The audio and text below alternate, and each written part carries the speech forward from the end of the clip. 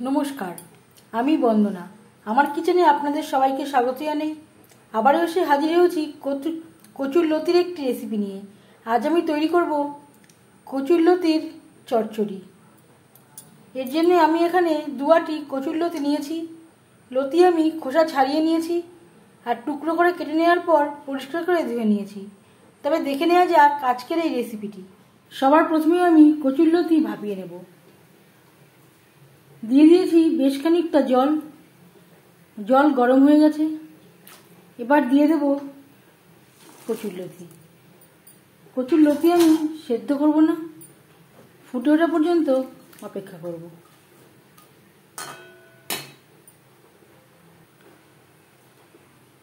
আর দিয়ে দেব লবণ। এইভাবে কচুর লতি লবণ দিয়ে ভাপিয়ে নিলে গলা ধরবার সম্ভাবনা থাকবে না।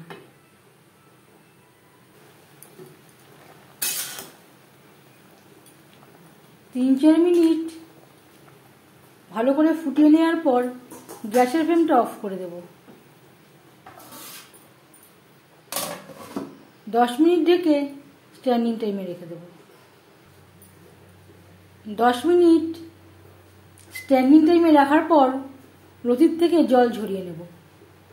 কচুর লতি ভাপিয়ে নেওয়া কড়াইতে আবারও তেল দিয়েছি। ফোড়নে দিয়ে দেব গোটা জিরে।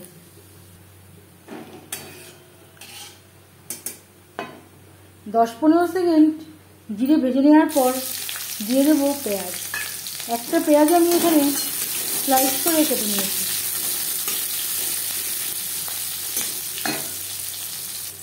1-2 মিনিট পেঁয়াজ ভেজে নেওয়ার পর দিয়ে দেব আদা বাটা, কাঁচা লঙ্কা বাটা আর রসুন।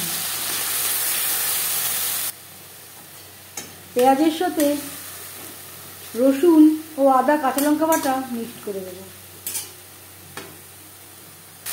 3-4 মিনিট পেঁয়াজের সাথে মশলা ভেজে নেওয়ার পর দিয়ে দেব পরিমাণ মতো হলুদের গুঁড়ো। আর লাগছে টমেটো। এখানে আমি একটা টমেটো স্লাইস করে কেটে নিয়েছি। আর লাগছে সামান্য পরিমাণে লবণ। এর আগে একবার কচুর লতি ভাপানোর সময় লবণের ব্যবহার করেছিলাম, সেটা মাথায় রাখতে হবে। আর লাগছে চিংড়ি মাছ। চিংড়ি মাছ আমি দুপাশের অংশটা বাদ দিয়ে দিয়েছি আর পরিষ্কার করে ধুয়ে নিয়েছি। ঝাঁঝির সাহায্যে জল বেশ ভালো করে ঝরিয়ে নিয়েছি। মশলা কষানো হয়ে গেছে।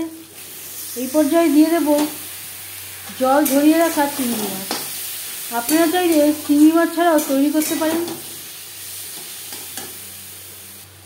মশলার সাথে চিংড়ি মাছ হালকা করে ভেজে নেব।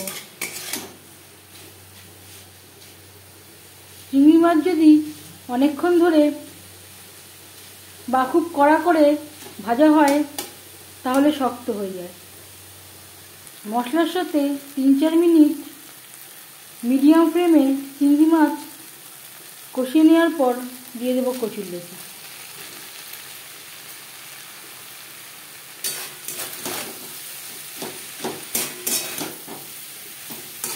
মাছের সাথে কচুর লতি বেশ ভালো করে মিক্স করে দেব। 2-3 মিনিট নাড়াচাড়া করে নেওয়ার পর দিয়ে দেব সামান্য পরিমাণে মশলা ধোয়া জল। গ্যাসের ফ্লেমটাকে লোতে করে দেব।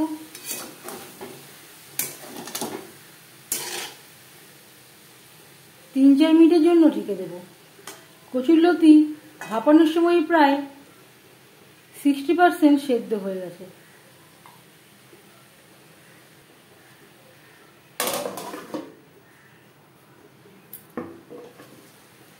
চার 5 মিনিট রান্না করে নেওয়ার পর এবার যাচ্ছি ফাইনাল স্টেপে।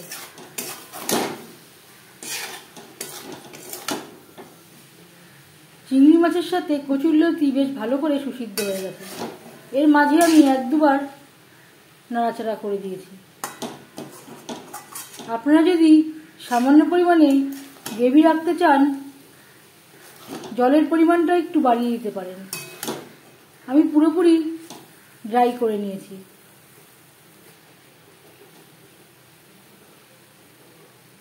গ্যাসের ফ্লেমটা অফ করে দেব।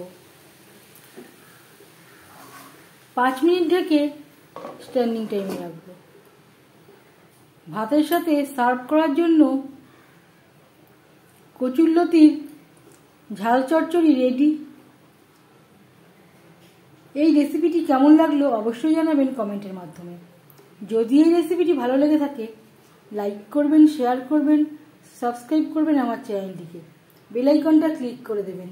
যখন আমি নতুন ভিডিও আপলোড দেব তার নোটিফিকেশান সবার আগে আপনার কাছে পৌঁছে যাবে। আপনারা সবাই ভালো থাকবেন। এই ভিডিওটি দেখার জন্য ধন্যবাদ।